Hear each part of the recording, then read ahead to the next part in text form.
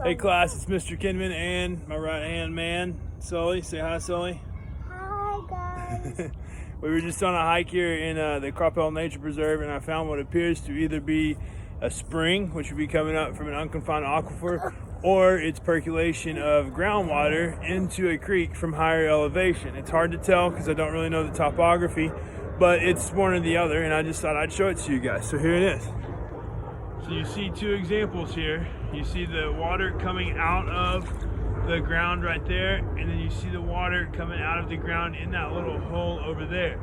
So that could come from an unconfined aquifer that may be full, and the pressure of the fullness of the water would be pushing that up out of the top. And it feeds this beautiful little creek here that we have discovered, or it could be percolation of the groundwater coming up as it settles up there on that higher elevation. All right, guys, Mr. Kinman and Sully on the hiking trip again, and I found this. So this is the creek that we were just at down there. Okay, and this is a natural path that the water would take if it flowed from up here, and also from here, because we have elevation here. If the water would flow down here, this would be naturally eroded canal, if you will, to take the water down to the creek. You can see the creek back there in the background, right? But here, the city park officials have created an erosion control here with these 4x4s. And so also these rocks may look just like random rocks, but they're not.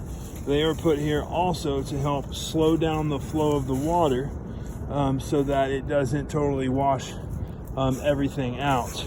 You may even have, if you ever had a slope that you were trying to control water drainage on, you would use this kind of situation too, like at your house in your own landscaping, because and also the rocks are going to filter out debris, and so the city park officials will come and they'll pick up any cans or bottles or anything that ends up washed down in here to help keep that creek that we were just at nice and beautiful. This is more of a conservation type of water diversion means, and if you just walked past this, you might not think anything of it, but all this is done on purpose for the sake of keeping the creek nice and clean.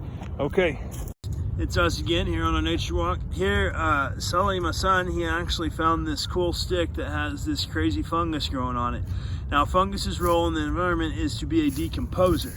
And what that's gonna do, we talk about the carbon, the nitrogen, and phosphorus cycle, and how all these nutrients end up back in the dirt for plants to be able to absorb, or for the carbon to get stored and sequestered, right? Obviously, this probably isn't gonna end up being a fossil fuel because of where it is.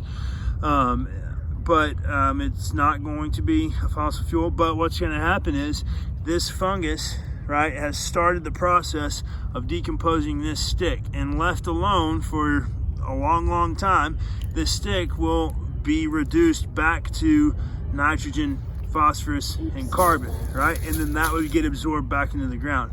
So this is like the first stage of that. I think it's important for you guys to see this in real life so you can kind of understand how things happen, right?